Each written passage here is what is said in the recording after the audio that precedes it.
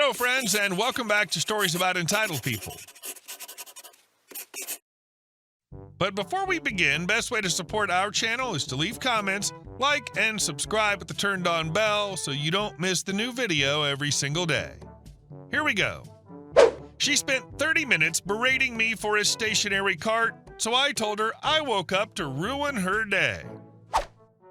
Last week or so, I was doing a supply run at the local Costco for our food truck, and I still had my hat and hairnet on since I was returning to the truck with the rather small haul. It was a busy day, and I picked what turned out to be the slowest line, and instead of sitting there watching old folks count out change, I decided to grab a hot dog and a soda. It takes about 3 to 4 minutes, in which time the first of 3 old folks only just finished paying for the next to scan through and take forever. So this lady, who's behind where I left my cart for less than 5 minutes, just starts going off. "Do you work here? Why would you just go off like that and leave your cart in line?" I just sort of shrug it off since the line is basically still not moving. She throws in "It must be nice to have all the time in the world to do whatever you want." I thought she must have been joking, surely, and I just missed it, so I tried to joke back. "I'm sure you could grab a hot dog too. This is probably the slowest line here." Humor was apparently the exact wrong response, because this woman immediately gets irate and spits, "Does your supervisor know you were holding up the line? What kind of unprofessional a-hole just wanders off and leaves their cart sitting in line?" I look at this lady like she's speaking ancient Egyptian. The line hadn't even moved in the time it took me to hit the food court some 10 cart lengths away from this sedentary till. There was still an entire person with a full cart in front who themselves doesn't yet have the room to start unloading onto the checkout belt.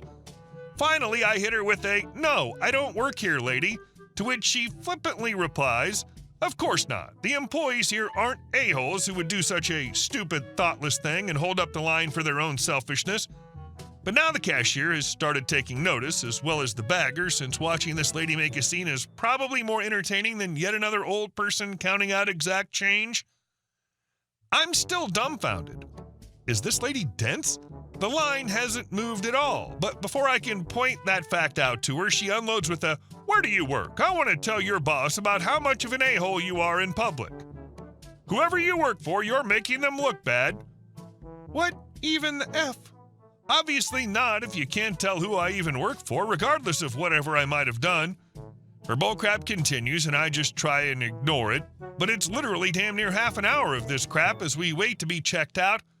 I only have 2 large items in the cart, so it's a quick scan and card to pay, not even 3 minutes next to the 30 that the 2 ahead took. But she crowns off with a "Why would you do such an a-hole thing, huh? Why do you do such inconsiderate things?" This bullcrap's been going on so long that I basically had time to shower thought up the perfect clapback, so why not? I lean over the front of her cart, gripping it tightly, put the smuggest, most a-hole look on my face that I can twist up and say, "Just to ruin your day, Karen. I got out of bed today and was just waiting for an opportunity to make you, in particular, miserable." Before she can process that, I grab my cart and start rolling off, watching her go beet red in the face with pure, unadulterated rage. I basically said exactly what that kind of person feels. I confirmed without a hint of sarcasm in my tone that my goal in life was to make her miserable. But I guess being right didn't satisfy her like she wanted. The cashier and bagger looked like they were both holding back laughter as I looked over my shoulder to watch her silent meltdown. The only thing she could muster was yelling "A-hole" at me, to which I dropped a quick "Up yours, Karen," and rolled off like a smug jackwagon, knowing I'd probably be living rent-free in that woman's head for a good while. As someone who works in food service, it was super cathartic to get to clap back consequence-free. Thank you for taking that bullet and the brilliant comeback. If it wasn't directed at you, it'd be directed at the checker and bagger, right? Makes you wonder. And our second story. I wanted a white farmhouse. I got one. On my own terms. I've known exactly what I want for as long as I can remember. If it's achievable, I go after it. One of those things was a house, specifically a white farmhouse. I've been living in an apartment for 9 months now, and my lease is over on the 12-month mark. I have a couple thousand saved up, and I've been working on my credit for a year. It was a perfect time to start looking, and if I found something I liked, I'll get it. A family friend's a loan officer, and she recommended a real estate agent. We meet up, make a plan, and I get the process started.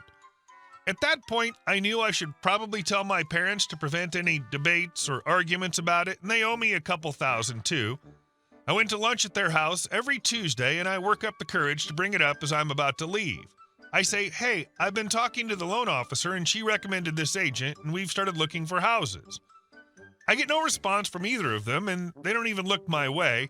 I continue by saying, I know that you guys still owe me some X amount of money. I don't need it, but it would be extremely helpful in this process. It takes a minute, but my dad goes, well, we have to pay $20,000 in taxes for this quarter. They own 2 businesses, so I can't pay you for a while. My mom still won't look at me. I say, okay, and I leave. They never mention it again. A couple weeks later, I'm now touring houses. Throughout those weeks, I try to drop hints and try to include them in this process, but they seemed completely uninterested.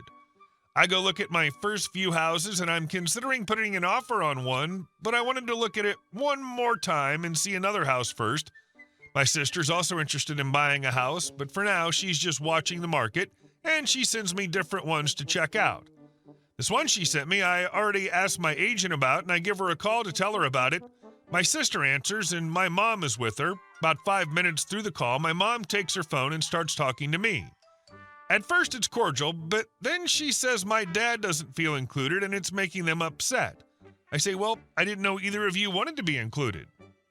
Now, this conversation should have ended with them asking if they can come along to a house showing, but instead, my mom gets defensive. Now she starts going off. She brings up everything that I do that she doesn't agree with and how I'm ruining my life and making terrible decisions. This goes on for 2 hours and 45 minutes. And yes, I looked. This has already been such an anxious week for me, and I wasn't sleeping either. This was just the icing on the cake. I was done. I hung up on her because I realized this was getting nowhere. I was done defending my actions and trying to give them the benefit of the doubt. I hung up and didn't talk to either of them for 3 days. Since then, I've kept looking and found one I want. I'm moving in on November 18th. Because my dad and I are so similar, we get along fairly well, but we both struggle with communicating. I now know how much he wanted to be a part of this, and I basically forced him to have a conversation about it with me. He told me right now is a terrible time to buy a house and it'd be a terrible investment. He went on about how the market's terrible and interest rates are way too high and how difficult it'd be to refinance, etc. for 20 minutes. I was trying to find a good way to acknowledge him, but at the same time, I already knew what he was saying and I had taken it into account. I finally say, Dad, I know, I've already thought of that, and the market could crash tomorrow or in 6 years. I don't know, and neither do you, so it doesn't matter. What matters is I need a place to live, and I don't want to rent for another year. If I'm able to buy it right now, why shouldn't I? He agreed with me, and since then, I've tried my very best to include him in this process. I brought him to the house, and later that night, he told me how proud he was of me and that this is a huge accomplishment. I got my white farmhouse, and I can't wait to make it my home. I don't really have a question, but I wanted to share I stuck to my boundaries, gave a whole lot of grace, and communicated as best I could. It was a rough start, but a good ending so far. You've done what you think is best for you. Nothing wrong with that in the slightest. And our last story. HOA president tries to force us to join. When that failed, she sent her husband to shut off our water. A few years ago, my family and I moved into a quiet suburban neighborhood. Most of the homes were part of a homeowners association, HOA, but ours wasn't. Our house was technically located just on the outer edge of the neighborhood's official boundaries, meaning we weren't obligated to join the HOA or follow any of their rules.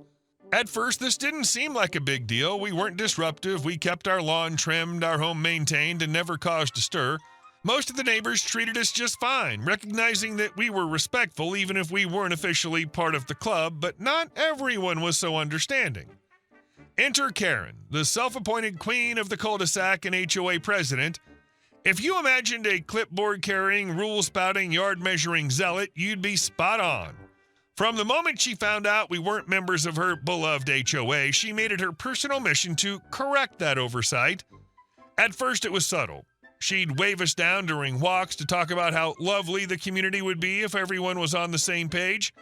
She even brought over an application packet to join the HOA twice. We politely declined, explaining that we were outside the jurisdiction and happy maintaining our property without additional oversight. That didn't sit well with her. The next time we saw her, she made a snide comment about our trash bins being visible from the street. It was trash day, and later she criticized our mailbox color, saying it clashed with the neighborhood aesthetic. It was clear we were now on her radar. But things escalated from passive-aggressive to downright hostile when she realized we weren't going to cave. About a month later, we woke up one morning to find that our water had been shut off. No warning, no construction work nearby, nothing that would explain it. We called the city utility department, who confirmed that no shutoff request had been filed and that it shouldn't be happening. A technician was sent out, and after some digging, literally, they discovered that someone had manually tampered with the line at the valve near the street. Suspicious? Definitely. So we started looking through our security camera footage, and there it was, grainy but unmistakable. Karen's husband crouched down near our meter box in the early morning hours.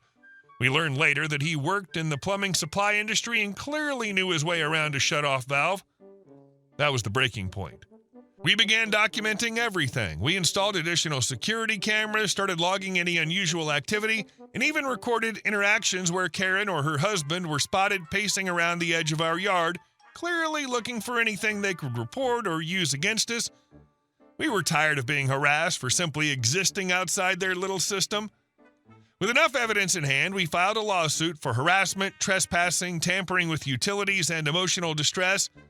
We weren't just annoyed anymore, we were being targeted and stalked. The legal process took several months, but in the end, the court ruled in our favor. Karen and her husband were ordered to pay for damages, legal fees, and fines. A restraining order was issued, legally barring them from coming within 100 feet of our property. Perhaps the most satisfying moment came when the judge publicly criticized Karen for her gross abuse of authority.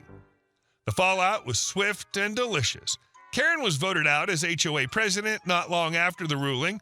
Her neighbors, emboldened by our success, finally began speaking out too. Turns out we weren't the only ones who had felt the sting of her power-hungry micromanagement. Several families told us they had been too scared to confront her, afraid of retaliation or made-up violations. Not long after, Karen and her husband put their house up for sale and moved. Whether they fled out of shame or just wanted to find a new kingdom to rule over, I'll never know, but no one missed them.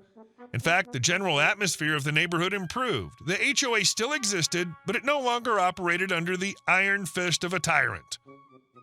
Ironically, despite all her efforts to force us into line, Karen was the one who ended up being cast out, and while we still aren't HOA members, we've become the unofficial heroes of the block, proof that you can stand up to petty tyranny even in the middle of suburbia. First off, Karen clearly forgot how HOAs work. I mean, it takes a special kind of delusion to look at a property outside your domain and think, yes, I shall rule this too. What was she planning next? Annexing neighboring counties with an army of clipboard warriors? Hey guys, thank you all for watching the video. I'll see you in the next one.